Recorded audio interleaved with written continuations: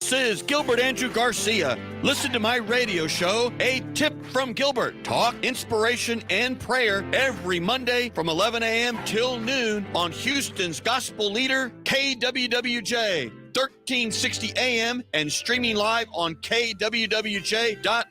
Listen on the legendary KYOK 1140 AM and streaming live on kyokradio.org. KCOH 1230 AM, The Source. On Send Geek Radio 95.1 FM 1460 AM. And Aliento Radio 101.7 FM and 1540 AM. Call in at 832-570-8075 and follow me on social media. See you then.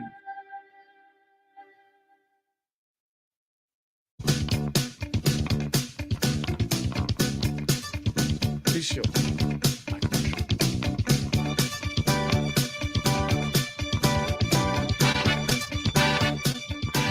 At the end.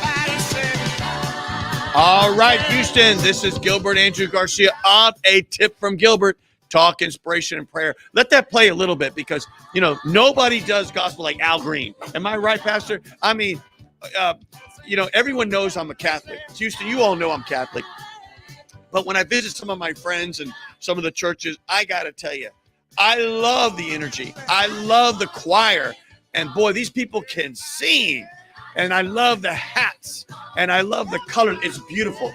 It's a happening when you go to service on Sundays. But this is Gilbert Andrew Garcia. I have a very special guest with me today. A good friend of mine, Pastor D.Z. Cofield. Pastor, welcome on the show. Man, listen, thank you, Gilbert, for having you. And I want to go back into your days in New York City. Yeah. But what I think is amazing is when you took over the Good Hope Church, you had about 150 members. Correct. And now you have 2,500. Yeah. How did you do that?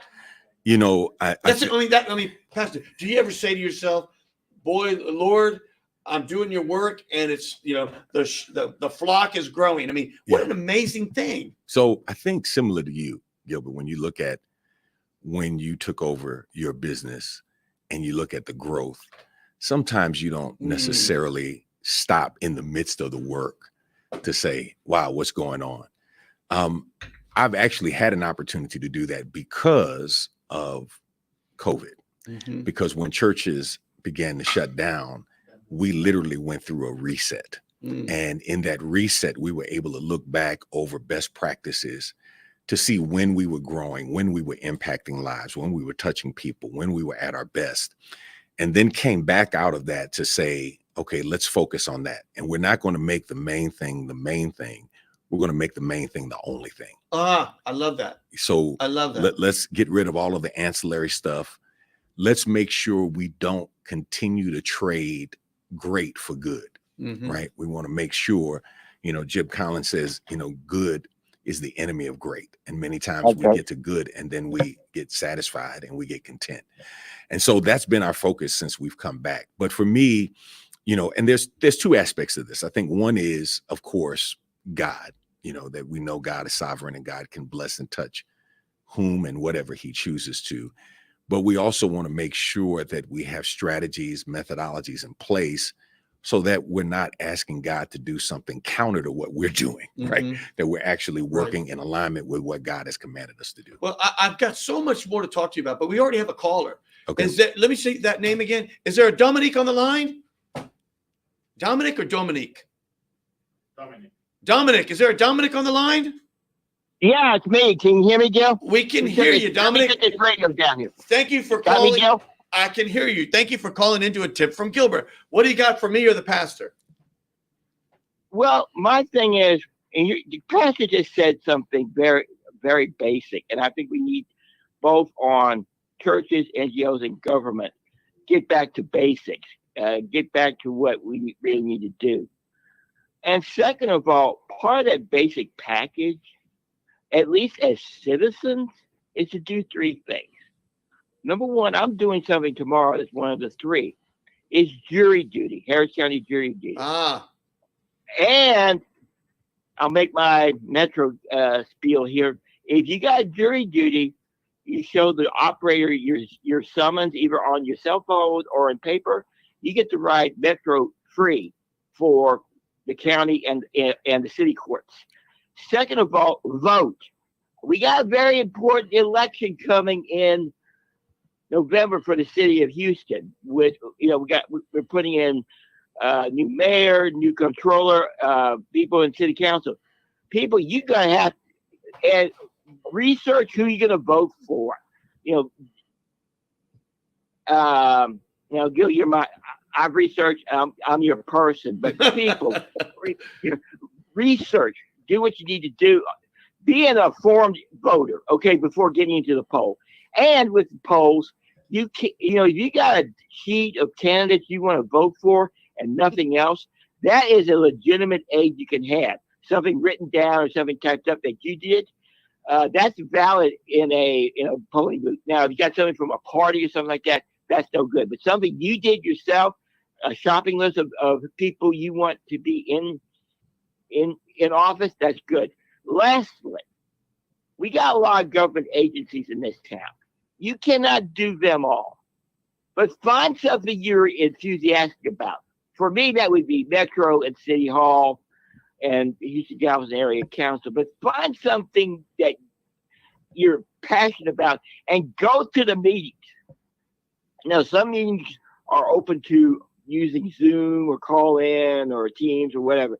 But people, we have to get off our hemorrhoids and do the work.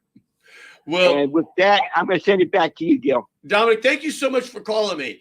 I don't know about that last phrase about get off your hemorrhoids, but I appreciate that.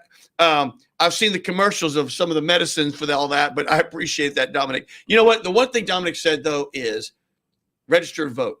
Go out and vote. Citizens, everyone out there, and this is not a commercial for me. At the end of the day, this is a commercial for if you care about the city and you care about certain things, well, make your voice heard. Yeah. Absolutely. My mom always said, if you don't vote, then don't complain. Right. And so we got to vote. I'm going to come back to my guest because, Pastor, let's go back to something. And this may be a personal question, but do you recall the moment that the Lord tapped you and said, I want you to follow me and devote your life to me? I mean, Do you remember when that happened? Yeah. So it was interesting. My father gave his life to the Lord, and your father was a pastor? My father eventually became a pastor. I see. Okay. Excuse me. But at that time, he gave his life to the Lord, and then he felt this calling on his life. And it was natural, I think, for people, I look like my father, right, to say, hey, you're going to be a preacher one day. And I was like, no, I don't plan on doing that. And they would continue to say that. I never wanted to do anything because it was what my father did. Mm-hmm. The only time actually that did happen, I wanted to be a police officer because my father was a New York City police officer. And he forbade me from doing that. And he told me his reasons and his justifications and things that were going on in the department. And so I left really and went to college with the plan of being a corporate lawyer, and went to Swarthmore College and played basketball there. And it was there when I really sensed God's calling on my life apart from the law. There were those who were saying, well, you should still go to law school and you can fall back on being a lawyer if being a minister doesn't work out. And I was like, man, you know what? If this is what God wants me to do, then it's going to work out. I can't, figure out how it's going to work out. But if this is what God wants me to do, then that's what I'm going to do. And so it was really around my sophomore year, around 1980, 1981, when, I made that commitment and told my father what I felt. And he acknowledged that he felt like God was telling him that all the time. And he just waited for me to acknowledge it. Isn't it amazing how God works? Yeah. No, really, it's amazing. You never saw it, but your father saw it. Yeah. And he just sort of knew, let's DZ find his way. Sure. But Lord, I know where it's going. Right. That's an amazing thing. Yeah. Hold that thought, Pastor. We have another caller. Show me that. Who was that name? I missed it. Is it? Oh, Daisy. Are you on the line, Daisy? Yes, sir. I'm on the line. Daisy, would you tell our listeners what is going on with you in El Salvador? You're calling from El Salvador? Wow. I'm calling from San Salvador, Gilbert, to thank you so much for being the main sponsor for Dia del Salvadoreño in Houston. Oh, The well, festival is coming up woo! August 6th. Well, thank you. You know, Thank you. I saw that we just got an email from Guillermo, the Speaker of the House. I saw he just emailed us here. Yes, he's here with me. I am in San Salvador with the Speaker of the House. We just won the primary election, and we are so grateful to God for this opportunity. And I can tell you, Gilbert, it's only by the grace of God. We got 95% of the vote. Wow. Wow. Wow. Well, you know what, though? The grace of God, yes. But you know what else? A lot of hard work, because y'all have done so good, so many good things for the people of the country. I've been to El Salvador, and, you know, back in the 80s, it was a very difficult place, and so many people were killed. There was a civil war. The guerrillas were, you know, there's violence everywhere. There were gangs everywhere. And it really, I guess, started with the new president, the new administration. He's young, he's aggressive, and boy, has he turned that country around. Am I right, Daisy? Yes, sir. Yes, there was a lot of crime here. There's gang members killing innocent people, children. It was terrible. And when President Bukele took over the presidency 3 years ago, he completely turned the country around. Yesterday, we had a meeting. There's going to be many business opportunities. He's creating employment. Guillermo and the president, they're working on the safety and throwing all the gang members in jail. It is amazing what's going on here. But like I said, God listened to our prayers. We prayed for this moment many years, Gilbert. I've been in Houston for more than 30 years and looking at what was going on here in San Salvador and the whole country. And finally, God listened to our prayers. You know, the Lord works at such, I mean, we can never understand how the Lord works other than Right. It's an incredible mystery, and it just seems to Yes. work. It just seems to work. Well, Daisy, that is so wonderful. We can't wait to see you when you get back. Yes, I'm getting ready to get back in the next 2 days and to celebrate with my Salvadorian fellows in Houston. And thank you again, Gilbert, for sponsoring the festival. It's going to be amazing. We have a bunch of elected officials that are coming to connect to the diaspora in Houston, and it's going to be a huge celebration. I cannot wait. Thank you, Daisy, for calling. I see we got it on the air, and I have tickets, Houston. Just call me. I still have some more. Just call me. I've got more tickets. Daisy, thank you so much for calling. Go ahead, Daisy. I want to invite you listeners to call the show and ask for the tickets, because the festival is August 6th at noon. August 6th at noon. It goes all day. Plenty of food, plenty of papusas, and plenty of great music. Thank you, Daisy, for calling. Yes, sir. Thank you for your support. God bless you. And God bless you everybody too. there. Yes, ma'am. Amen. Okay, bye-bye. Bye-bye. So, Pastor, coming back. Well, let me ask you something, Pastor. You know, when I look at you, if can I say something that's going to sound rude? Yeah. You are like the most fit pastor I've ever seen. You look like you're ready to go, like you're ready to go on the gridiron. I mean, you know, you're ready to go, like, you know, go knock somebody out or something. I mean, you must have been a great athlete. I played basketball, high school, college, and football wasn't my sport.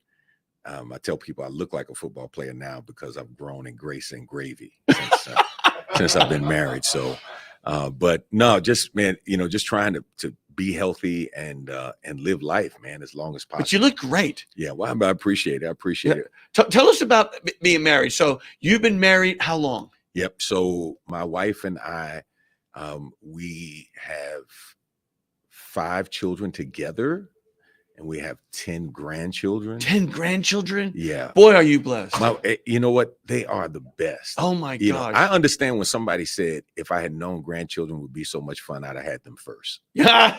Right? I mean, man, grandkids are just the absolute best, man. Well, you know, I don't have any yet. You don't have any No, yet? but oh, my God. But, it is the greatest thing. Just the innocence. And I'm going to tell you the biggest challenge. Tell me. With having grandchildren. To have children who you raised, who don't think you know anything about raising children. Yeah, right. Right. So they now are experts in raising children, even though they've never raised children. Yeah. And you raise them. Yeah. They don't want to hear anything you have to Yeah. say about raising children. So we just had to tell our children, said, listen, when they come here, our rules are supreme. Yeah. Period. And I don't care what you say. It doesn't matter.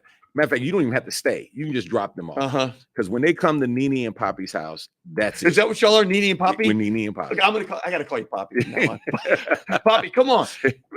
You know what? Now my wife is convinced she will be the greatest grandmother ever. Oh, sure. I mean, my Absolutely. grandmother just, I mean, my wife says, but my wife's longing to be a grandmother. So our oldest is 31 and he's married. And then our next is 23. So he's still young. Our next is 20. And then my princess, who I always tell her, you know, she's, you know, not going to get married till she's 35. My princess is 16. Okay. So we may have a ways to go. Yeah. But what is the best lesson you've learned when you, not preach, when you are there serving your parishioner? Do y'all say like your flock? I mean, what's the right your flock? And people come to you and say, Pastor, we're having difficulty. What do you tell them is the most important thing in a marriage for two people to really, to make it all work? Yeah.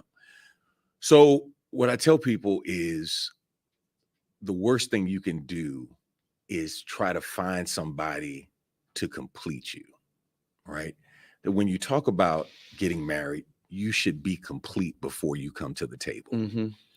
And there's no such thing as 50-50. It's 100-100. Like you come into this relationship ready to give your all.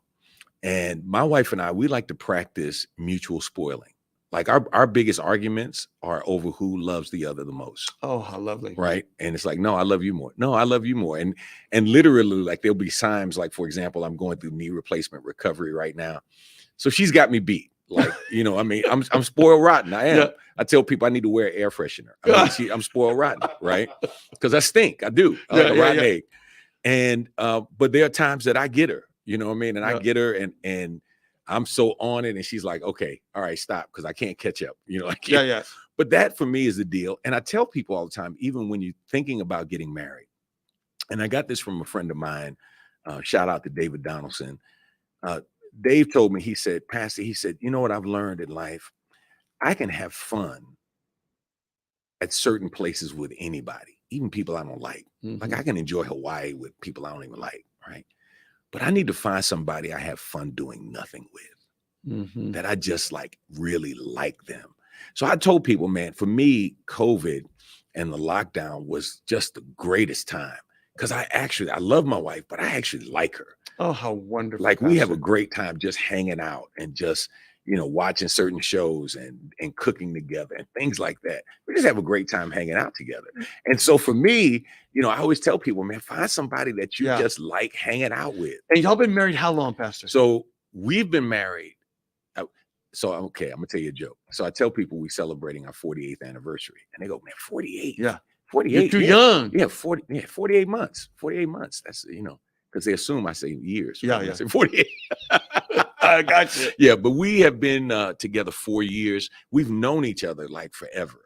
And I say forever, probably almost 25, almost 30 years. No kidding. And just circumstances happening and life happening the way it did, we ended up reconnecting. I actually hired her to work for me and no interest at all. Right. I had none. And our joke is that I never even saw her as a woman. I just saw her as an employee, you know, and we're trying to get a task done. And I remember she came to me and said, you know, I think I have feelings for you. And I just want to say that to you. And I said, come on. Yeah. Girl, listen, look, we got too much work to do. You know, let's focus on work. Get back to work. Right. Like you're only saying that because I appreciate your mind. You know, you're only saying that because, you know, I just have the utmost respect for you and I encourage you. And she kind of looked at me and went, and her look was, I know the difference. But she was like, yeah, okay, right. Yeah, she's like, okay. Right, okay. And then one day, man, I don't know what happened. Something was going on. And I literally saw her and I was like, and actually I saw her from the side, from the back. And man, she's, I mean, just being a boss. And she's just, and I'm like, who in the heck is that? Like on my campus. Like, where did she come from? Right. Where'd she come from? Who hired her? Right. Yeah, where'd that happen? Right. Who brought her here? And then she turned to the side and I'm like, that's Tori?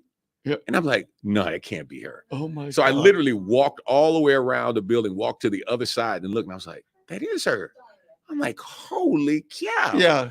And, we just started talking and just started hanging out from there. And That's it's such just a been- beautiful story. Yeah. Tori, I hope you're listening out there. This is She good should be. stuff. Yeah. This is really good stuff, Tori. Tori, call in. We need to hear from you. 832-570-8075. I have so much more to say, but I think we have one or two callers on hold there. What do we have there, Miss Dahlia? We have, oh my God, we got a bunch. Colin, is there a Colin there? Yes, I'm here. Colin, what do you got for me or Pastor Cofield? So I'm loving the show so far. This is kind of a question for both of y'all. I know for Pastor Cofield, it's a lot easier of a question to answer, but how has faith impacted your life, and how to use faith to kind of ground your decisions, especially important decisions? Yeah, that's a great question, Colin. So for me, faith is not what I do, it's who I try to be. And I try to walk in that faith always. And there is a direct antithesis to faith, and that's fear, right? And I always try to remind myself whenever I get in situations when I'm fearful, and normally it's of the unknown or something that's out of my control, that is the time that I need to put my faith in God and put my faith in the process, put my faith in doing what God has called me to do, to make sure that I am consistent in doing that. And then in the process, trusting God with what I can't control. Normally worry and anxiety, they're rooted in what we can't control, because if we could control it, we would do something about it. Right. Well, I think I went through a period of time when, I don't know, maybe certain things went to my head. And I think I was trying to control things and others. Sure.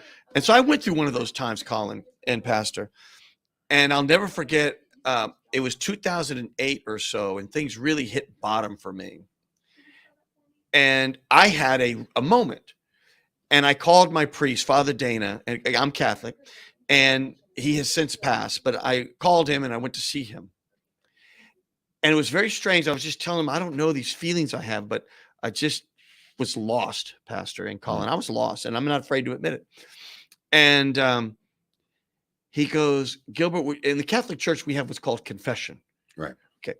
And he goes, would you like me to hear your confession? And I was like, oh my gosh. I'm like, that startled me. Because, confession is one of those moments for those who are not Catholic where you get in a room and you don't quite know, but yet you do know. And you say your sins to your priest. And the thing about saying your sins, when you say it out loud, it has great meaning than when you just sort of say it internally. And my first reaction to him was, well, Father Dana, I don't want you to hear my confession, because then you'll know it's me, because it's always anonymous. And he goes, Gilbert, God always knows it's you. Wow. And that was a moment for me. Yeah. And from that moment on, Colin, I've just sort of said, I'm going to be an instrument for God, and I'm going to do the right things, and I'm going to be, a good father, all those things, but I'm not going to worry about the outcome, and I'm not going to worry about controlling events anymore. And what? I've been happier ever since. So you just said something that I wanted to add, and that is, many times we question our faith depending on the outcome. And we don't think about the faith to be the best we can be, and then to trust God with what comes out of that. Trust God. That's, I think that would be a better way to say what I just said in a long-winded way, was I just began to trust God. Yeah. So you make a determination to be the best father. For me, I've experienced this as a pastor. Can I be the best pastor I can be? Can I be the best father, the best husband, the best grandfather, right? When my mother was alive, the best son, the best sibling to my sisters, right? Can I do that? And when I do that, can I trust God with what comes out of that? But look in the mirror and say to myself, you know what? You did the best you could, right? You didn't shortchange anybody, no malice, You weren't trying to hurt anybody. You just did the best that you could. And for me, that's where my faith has really kicked in. Amen. Colin, I hope that makes sense to you. It's just one of those things where when you just recognize that I'm gonna give it to God and I'm gonna be sort of his instrument on earth, it just makes you look at things differently. Yeah. It just makes you look at your fellow human beings differently. And you just have a lot of joy in your heart. And when you see people and you share things with them, and that's, I think, when my philanthropy and my philanthropic venture started to happen, because, you can't take it with you, Pastor. Right. And so the more you can share with others and bring joy to others, you get it back tenfold, Colin. So I really appreciate you bringing that up, Colin. And that was a really wonderful question that allowed Pastor and I to share some feelings there with y'all. Thank you, Colin, for that. Yeah, no problem. Thank you. Yes, sir. Call again. I'm going to go to the next caller because I know we have a lot of callers here, Pastor. Everybody wants to talk to Pastor Cofield today. Here we go. The next name there is Stephanie. Stephanie, are you there? Miss Stephanie. Did I lose you, Miss Stephanie? I have a new phone person today, and she's learning how to work the phones. Don't worry, Dahlia, you're doing awesome. She's my intern. Got you. Yeah. All right. We'll go to the next one. Who do I have now? How about, is it Tyrone? Tyrone, are you there? It's Stephanie. Oh, Miss Stephanie. I apologize. You have me, Gilbert Garcia, of A Tip from Gilbert, Talk Inspiration Prayer, with Pastor Cofield. What do you got for us? Good morning. Good morning. Good morning. My question is going to be directed toward Pastor Cofield. I would like to, first of all, commend him for his work with rebuilding the community and help at risk youth. And my question is, do you have any other projects or plans that are lined up for the future?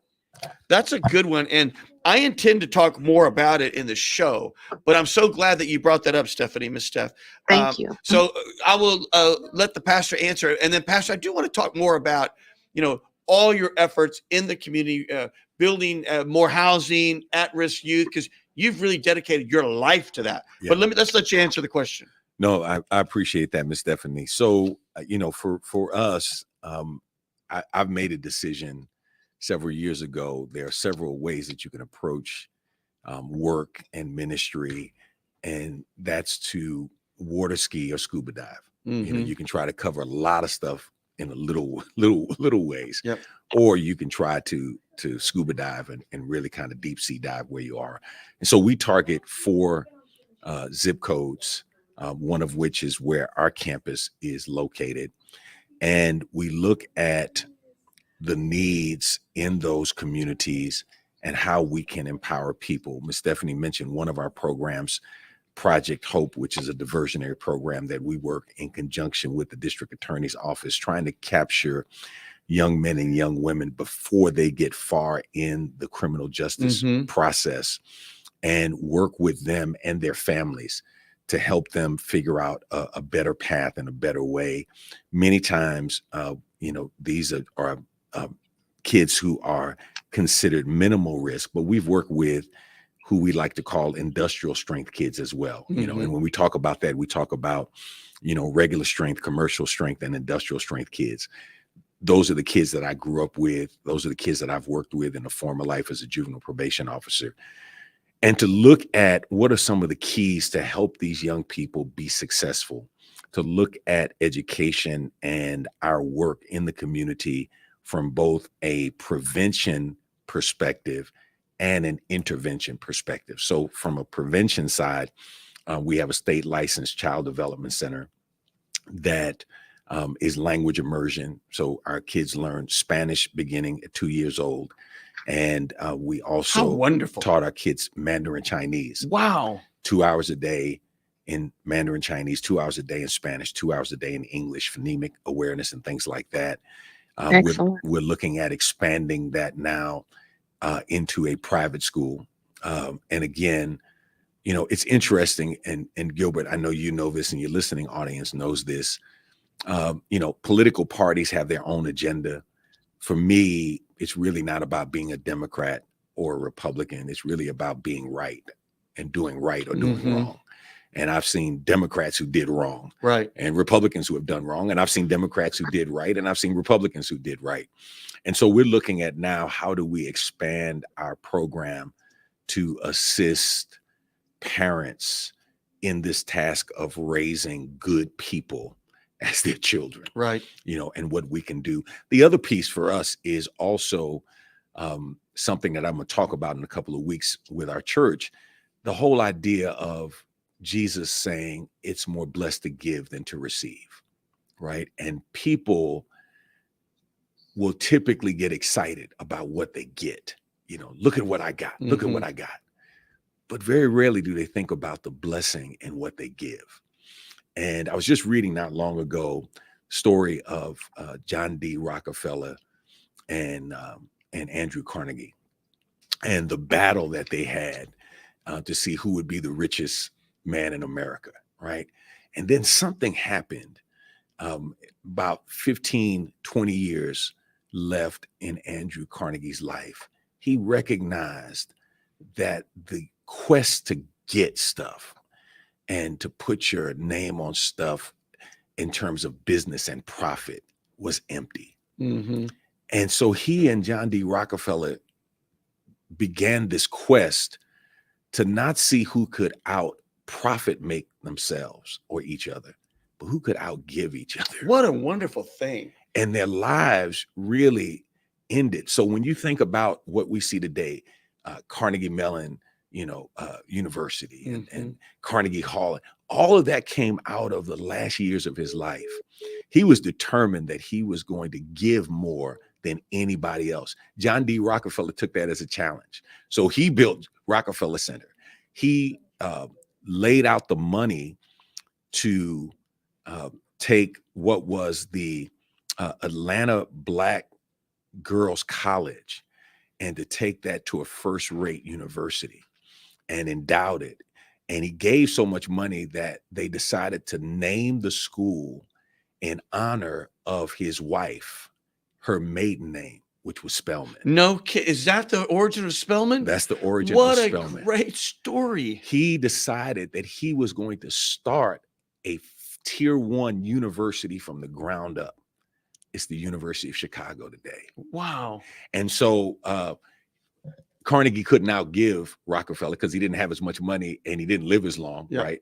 Rockefeller was younger.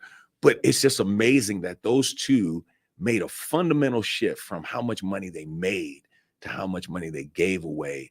And they said Andrew Carnegie died. And the sadness in when he died was that he still had $30 million that he hadn't given away, that he wanted to give away. Wow. What a story. Yeah. What a story.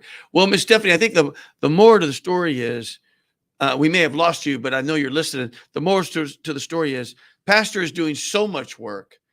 And like anything else, I'm sure he can always use volunteers or other people to help out. Absolutely. And in a minute, I want to make sure we get your website and all that out there for people to know to come see you at service. Yeah. But we do have is it a Tyrone or Tyrone? Tyran, you said it right, Mr. Gilbert. Thank Okay. you so much. I apologize to you. Well, No, that's fine. Well, thank you. I didn't mean to keep you waiting so long, but you have me, It was- Gilbert Garcia, and of course you have Pastor Cofield. And what do you got for us today? And how are you doing today? I'm doing wonderful. Thank you so much. Pastor Cofield? Yes.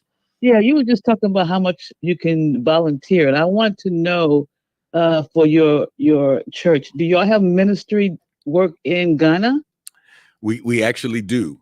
We commissioned now, I want to say 15 years ago, one of my sons in the ministry who actually moved to Ghana with his wife and his 2 sons. And they've been on the continent now full time. Since that time, they're in the in Kwanta region, up in the northern part of Ghana. We also partner with Grace School of Theology, and we are doing work now in Kumasi and in Accra. And we just commissioned 2 years ago our second full-time missionary out of our church who is in Uganda. Our first family, the Chin family, shout out to Lloyd and Jan Chin, are now heading up African missions for World Venture. Wow. And so they're back and forth now, but they are coaches for all of the missionaries on the continent of Africa.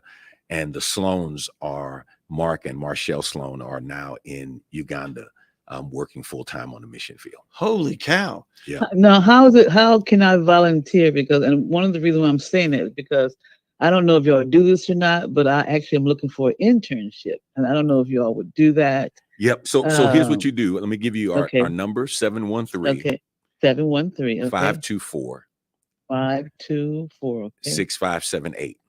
6578. And who do I need to speak with? Just tell them you heard me on the Gilbert Garcia show, and just tell them what you Give would him- like. Give him a plug in, right? Yeah, There give them a you go. plug in.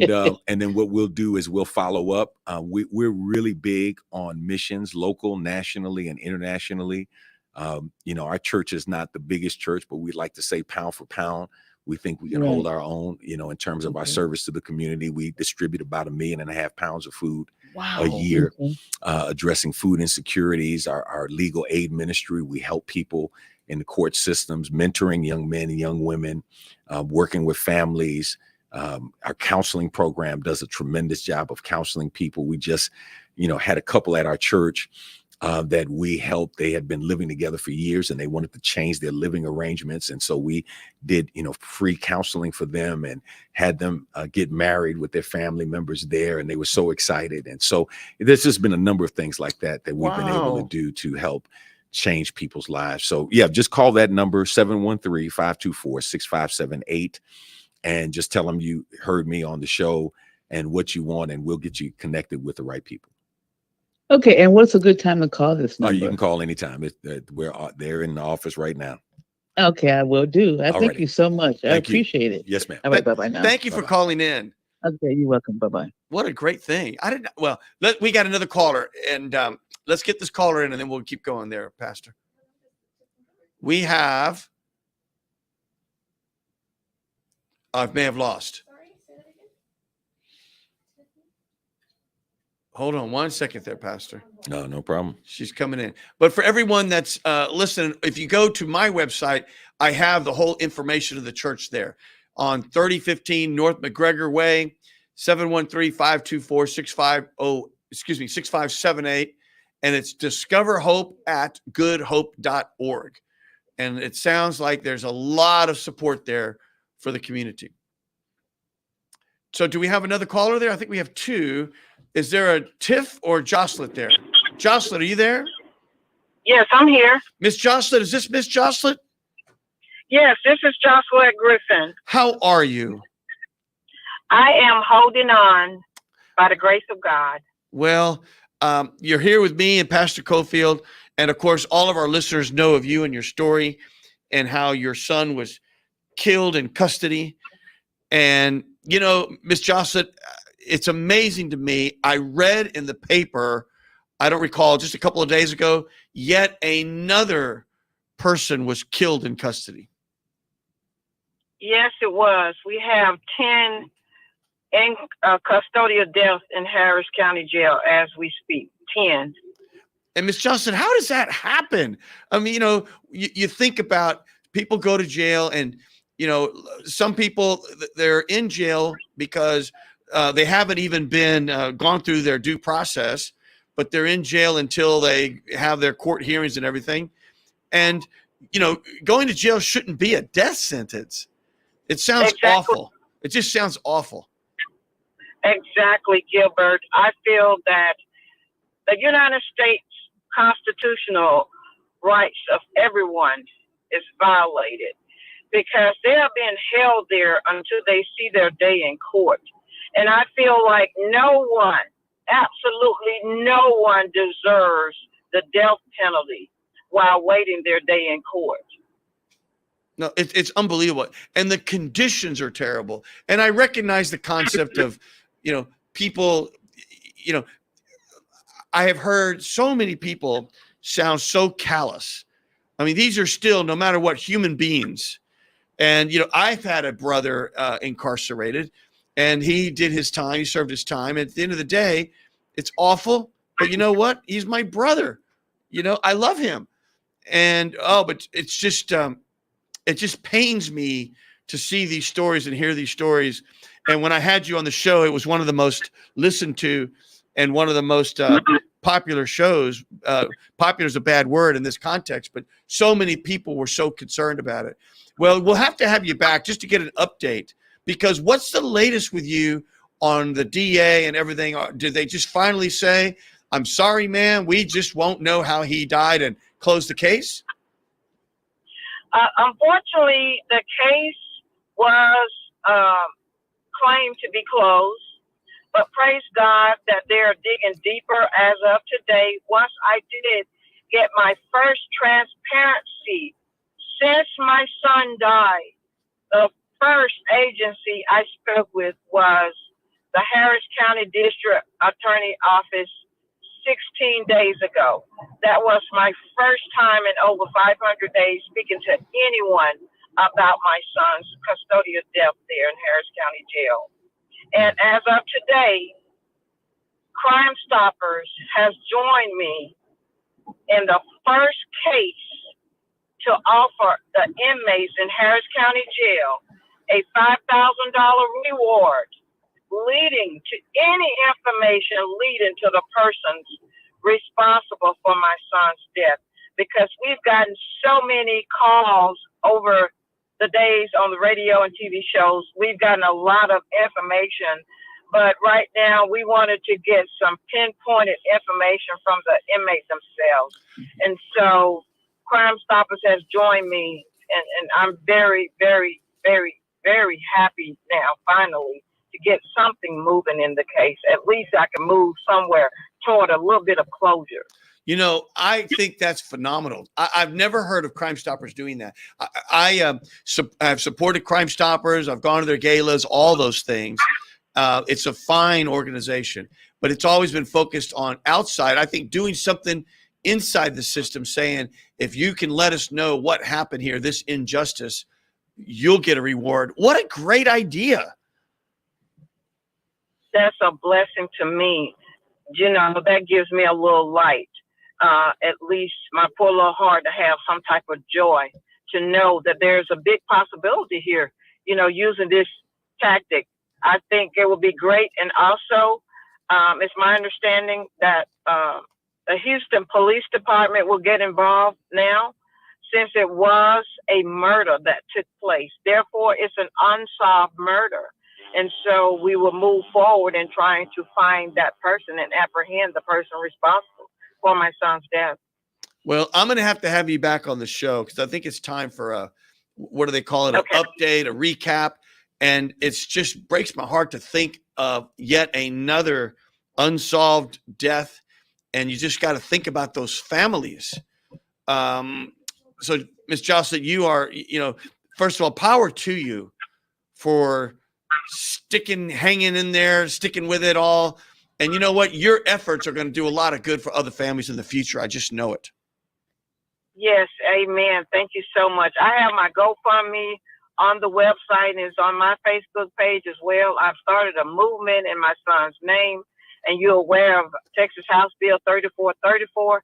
I'm just pushing as much as I can to help so many others. I've been in contact with several other mothers who've lost their sons, as well as parents of murdered children organization as well. Thank you, Gilbert. Thank you for calling in, and we'll have you back. Thank you. Thank you. Thank you. God bless.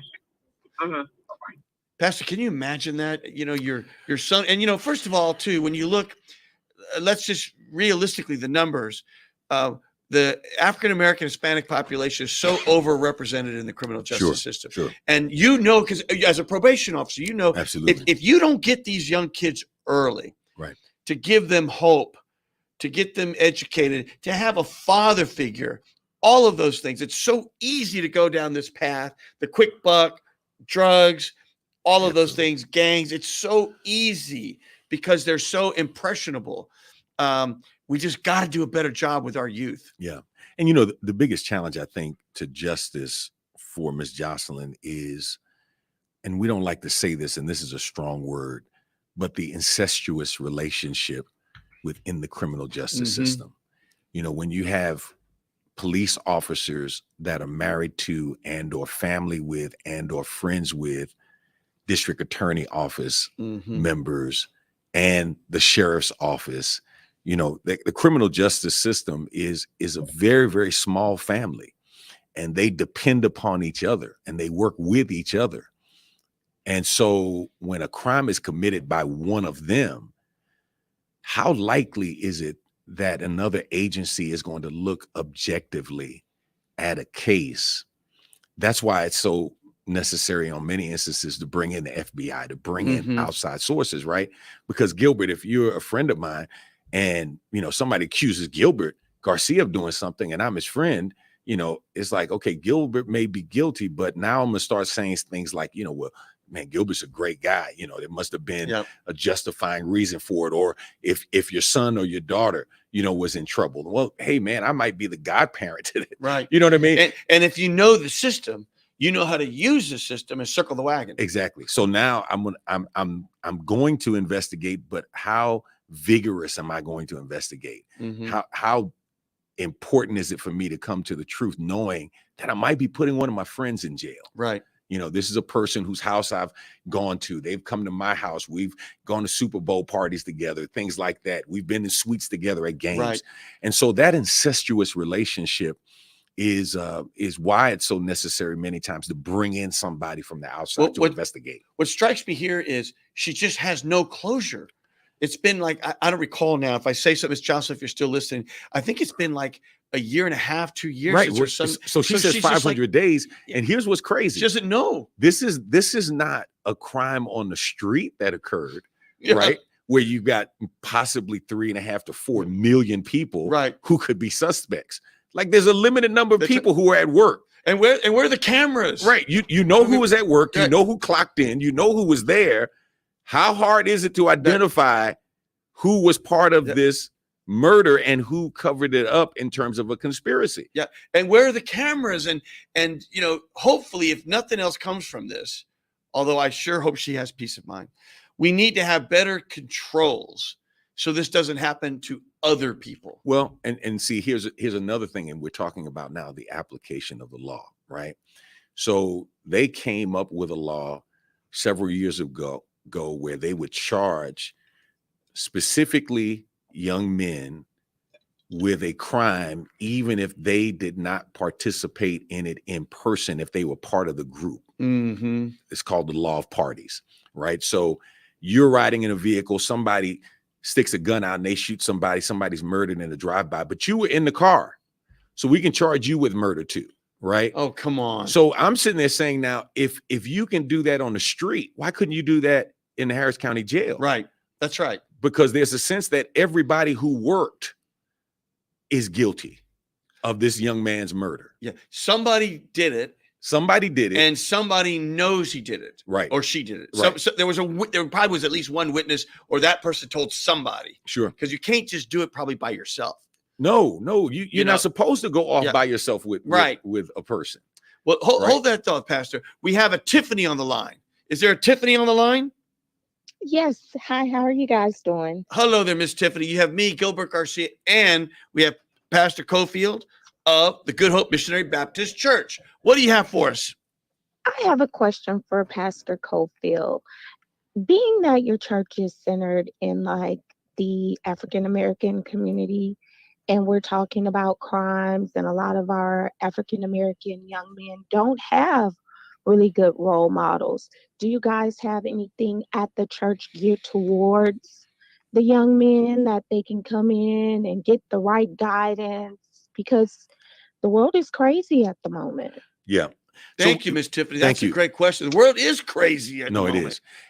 And I think, for us, here's our philosophy. We're not there to take the place of parents. We're there to support parents and affirm parents in their roles. And so we have a number of programs where young men and young women can come in. We do a program called Hoops for Hope. This is more teenage driven. We do programs for children. whether it's our sports program or our Bible memorization programs. We have mentoring programs where young men and young women come. We have camp programs. Some of those programs, especially the camp program, we kind of backed off of during COVID. We're going to re-engage those next year. But we have a number of programs that are available. And again, if there's a person that's listening, maybe you're having trouble with your young man or your young woman that's growing up in your house and you'd like some support in that area, you can call 713-524-6578. 713-524-6578. Let the receptionist know you heard me on the show and let them know how we can serve you. And if we can't do it, we would love to direct you to somebody who can help you. Miss Tiffany, we really appreciate it. Anything else you have for the pastor? No, not at the moment. Thank you for But asking. Thank you, guys. Thank you very much for asking such a great question. I know we have another caller there, Miss Dahlia, and I think it's Jesse. Is there a Jesse there? Is there a Jesse there or Jess?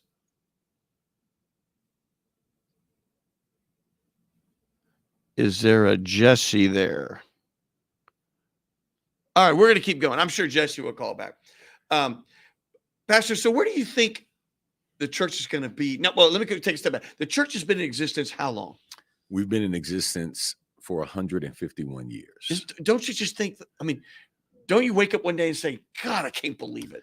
I can't believe it. Yeah. You know, I will tell you this, Gilbert, when I got to the church, I did not fully see my role as a custodian of an institution. I see it now. Oh, yeah. You know, I'm the sixth pastor in 151 years. The sixth. Only the sixth. Yeah. And it's just been tremendous longevity in terms of leadership. And, you know, this church, when you tell the history of this church, it's really the history of Freedmanstown. It's really African-American history here. One of the legislative pieces that came out of our church was a landmark ruling by the Supreme Court in 1944, Smith versus Allwright. There was a dentist by the name of Lonnie Smith, who was a trustee at our church, who filed a lawsuit against the Harris County Democratic Party to allow people of color to be able to vote in the Democratic primary. What a lot of people don't know is historically, people treated political parties like they were private entities. Mm-hmm. And so they did not allow people of color to vote in the primary election. And you may say, you know, the Democratic Party, absolutely, because that was back when you had Dixie Democrats, and the Democrats were the conservative party. Mm-hmm. The Democrats were the political party of choice of the KKK and other organizations like that. And that case went all the way to the Supreme Court, was argued before the Supreme Court 10 years before Brown versus the Board of Education by Thurgood Marshall. And that opened up voting opportunities in primary elections across the country. Wow. And he was at church. And he was at your church? Yeah, that came out of our church. Y'all, I hope you have like some kind of shrine or something of that. No, think about that. Yeah, no, he's part of our historical quilt. The Honorable Barbara Jordan grew up in our church, you know, started doing and exercising her oratorical skills as a young girl there. Wow. Her last remaining sibling, Mother Rosemary McGowan, is still alive and well, and we honor her.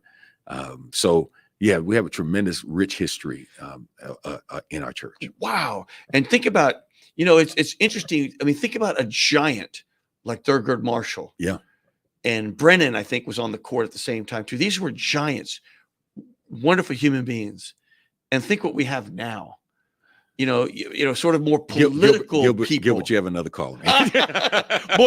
more political people somehow. Yeah, absolutely. But Thurgood Marshall was a giant. Yeah, no, he was. He committed to the law. Yep. Committed to fighting for people, not because he thought he could win, but he fought and filed lawsuits because he knew it was right. Yeah. What amazing. It's sometimes you look at people like that, and like Barbara Jordan, and I look at myself, I say, God, I'm just a mere mortal compared to these people. They're like, there's something extraordinary about them. Yeah. What a mark of history they've made Absolutely. on all of us. We have a Jesse on the line. Jesse, are you there? Yes, sir, Mr. Gilbert. Jesse, what do you got for me? A tip from Gilbert, talk, inspiration, prayer with Pastor D.Z. Cofield. No, I just want to congratulate you, Gilbert, on your run for mayor. And I also want to congratulate you for this show, A Tip from Gilbert, inspiration and prayer. And it's always motivates my week. And also thank you for what you do for the community all year round and years back. And I just want to ask Pastor Cofield, does he have an Hispanic ministry going on? Because I know our people are taking over the neighborhood. And number two is like we said, I don't vote for the donkey. I don't vote for the elephant. I vote for the Lamb of God. I heard that from Pastor Willie. Thank you. Wonderful. Yeah. Wonderful. Yeah, we don't have a ministry to the Hispanic community. And let me tell you why, Gilbert. I learned from my work in the juvenile justice system and since as a sociologist that those of us who are gringos and African Americans, we tend to look at the Latino community as a monolith. Mm-hmm. And we don't recognize the cultural distinctives that, Dominicans are not, Peruvians right. are not Cubans, and so we just kind of look and say, oh, they speak Spanish. Okay, let's just put somebody out there that speaks Spanish and we're going. So we've tried to be very sensitive to that. So we support ministries in various places, especially indigenous leaders.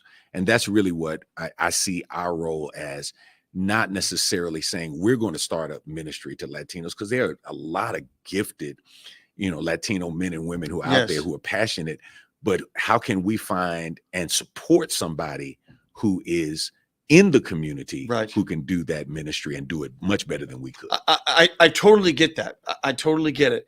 I know we got only a few more minutes. Is there a Pastor Nash on there? We have 3 more callers, and we're not. Unfortunately, I don't think we're going to get to all the callers today. Pastor, you're popular. We'll have to have you back. But I saw Pastor Nash. I thought, let's just recognize the pastor. Pastor, are you there? And Amaya, I know if we might miss you, and Ernie, we might miss you. But Pastor Nash, are you there? Rats. Okay. Well, you know what they say? We only have a minute. Do you remember? We've talked about Mrs. Wiggins. Yeah. What was Tim Conway's character? Mr. Tuttlesworth. Mr. Tuttlesworth. We've talked about them before because remember at the end of the show, that whole, I'm so glad we had this time. Yeah. Pastor, it's been an hour. It's gone by so Did you fast, know it's man. been an hour? I listen only because I'm looking at the clock. Pastor, and I'm thinking there must be something wrong with my watch. Pastor, it's already an hour. I'm gonna have to have you back. Oh man, because we didn't. I don't feel like we talked about anything. Yeah. Because I wanted to talk about all your great work in the community. I really mean it. I feel like, holy cow, all I did was we just got to know you. Yeah. On this call, on this show, but we'll have you back. I'll be honest, Houston. We're gonna have him back because he's doing too much good work in the community to not have him back and not to have covered it all. And again, it's the Good Hope Missionary Baptist Church with Dr. D.Z. Cofield. And he's been there now 28 years? 29 years. 29 years. But you know what? Who's counting? Houston, you got me. Gilbert Garcia, a tip from Gilbert, talk, inspiration, and prayer. We're here every Monday, of course, from 11 to 12. And I want to say thank you to all my radio partners. KWWJ, keep walking with Jesus. KYOK, the legendary KYOK.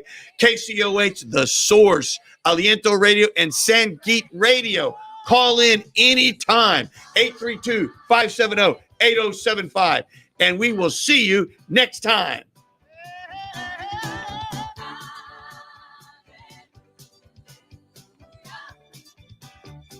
This is Gilbert Garcia of A Tip from Gilbert. Houston's not working for everyone. People don't feel safe. Potholes are everywhere. Water bills are skyrocketing, and minority businesses are struggling. That's why I entered the race for mayor. Read about my 100-day pledge to Houston at GarciaForHouston.com. Thank you. Political ad paid for by Garcia for Houston campaign. This is Gilbert Andrew Garcia. Listen to my radio show, A Tip from Gilbert. Talk, inspiration, and prayer every Monday from 11 a.m. till noon on Houston's gospel leader, KWWJ, 1360 a.m. and streaming live on kwwj.org. Listen on the legendary KYOK 1140 a.m. and streaming live on kyokradio.org. KCOH 1230 a.m. The Source on San Geek Radio 95.1 FM 1460 a.m. and Aliento Radio 101.7 FM and 1540 a.m. Call in at 832-570-8075 and follow me on social media. See you then. Okay, we're going to start wrapping up here. So, Pastor, if you want to look in that camera, Sure. we're going to be on social media another minute or two. I won't take any more callers only because I hate to not do them justice by not having the radio audience as well as the whole social media universe. But I really mean it, Pastor. You are an inspiration to so many. There's a reason your church has grown. It's because people come to you and hear you and you speak the word and they're motivated, they're excited, they're comforted, all of those incredible adjectives. What a wonderful feeling. And maybe, you know what, maybe you got it from your dad. You know when what? you think about it. Yeah, I probably got more from my mom. You think so? Yeah, my mom was a super, super lady, man, and just never met a stranger. She used to tell me when I was a kid, because I'm kind of on the autism spectrum a little bit, high functioning, but she used to tell me, you know, hey, you got to get a personality. Because I could walk in a room and I don't care how many family members were there. You know, I could take my little G.I. Joe and, you know, my little, you know, Hot Wheels car or something, man, just go play in the corner. And I was good, you know. And so I just really, that passion for people I got from my mom. And then later on, you know, my dad kind of codified that for me and really helped me to think through how to be strategic in terms of just serving people. And, you know, I tell people now, you know, our invitation to church is not an invitation to sit, which is normally what people get. You know, come to my church, I want you to hear my priest, hear my pastor. You know, we got a great choir, but that's an invitation to sit. And I tell people, you know, in our congregation, we want to invite people to serve because people more now than ever are looking for purpose and looking for value in their life and living, especially coming out of the pandemic. Right. You know, they just recognize, my late pastor, Dr. A. Lewis Patterson would say, people have been climbing the ladder of success and have gotten to the top only to discover it's been leaning against the wrong building the whole time. Isn't that interesting? And so we want to help people figure out, as you said earlier, you can't take what you have with you, right? You've never seen a U-Haul behind a hearse. Ain't that the truth? Just doesn't work that way. And so how do you make the best decisions you can to make the biggest impact in life that you can, knowing that the biggest impact that we can make in life is when we impact the lives of people, when we change people. Amen. Yeah. Well, Pastor, I'm going to give you the last word. If you want to look in the camera and say your last, whatever you want to say to Houston, but please make sure you reiterate the website, the phone number, and any other events that might be on the calendar coming up. Yeah. So let me just say to everyone, first, I want to thank Gilbert Garcia for this opportunity. Such a great brother, such a person of integrity and character. And, you know, I'm not talking about as mayor, I'm just talking about as a human being, which I think is more important, because many times when we look at candidates, we think about who they are personality wise, but we don't necessarily think about who they are as people. And I want a person of character and integrity.